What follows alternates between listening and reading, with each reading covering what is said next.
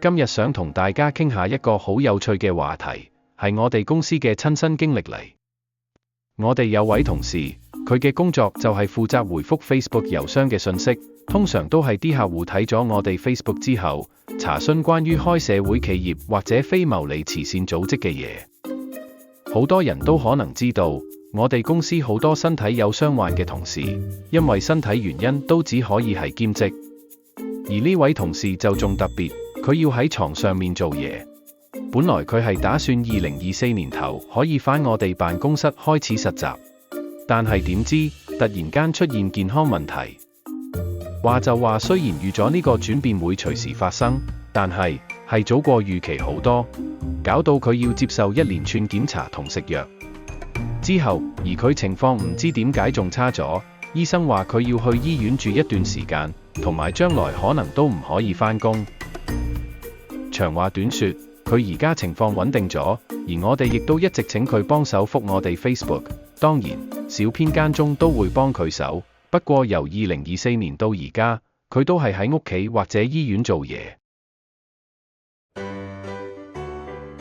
今時今日，我哋成日都收到好多推銷電話、sell 服務、產品，又或者銀行問你借唔借錢、身體檢查咁。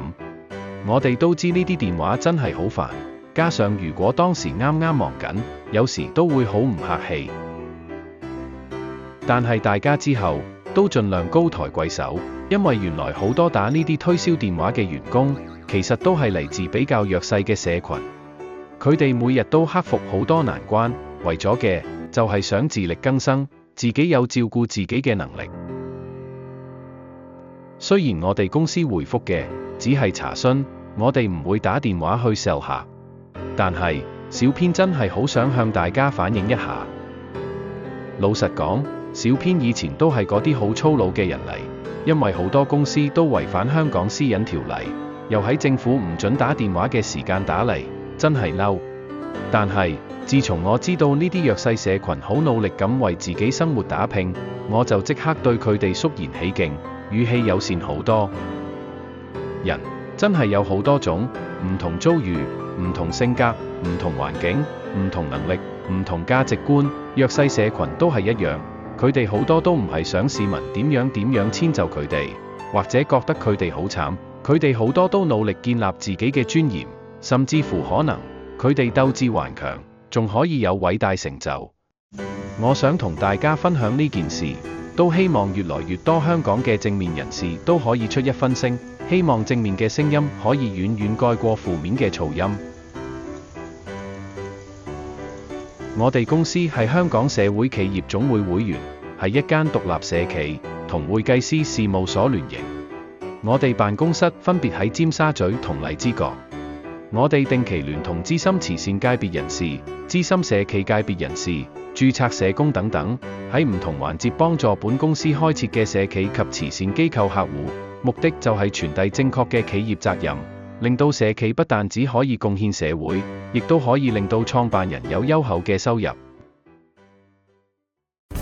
我哋公司賺到嘅錢，扣除成本之後，有65%會用嚟提升特定弱勢員工嘅就業競爭力、專業能力提升，同埋身心靈健康等方面。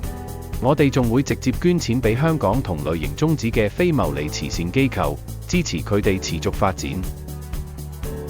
值得講下嘅係，我哋公司員工比例係37比，70%嘅員工都係有身體傷患同事，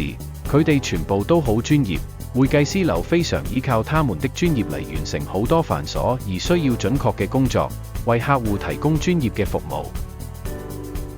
我哋相信，透過成立社企同慈善機構，透過實際行動，必定會帶來自己多方面嘅提升，同時，可能我哋公司有一日都可以影響其他更多及更大嘅企業。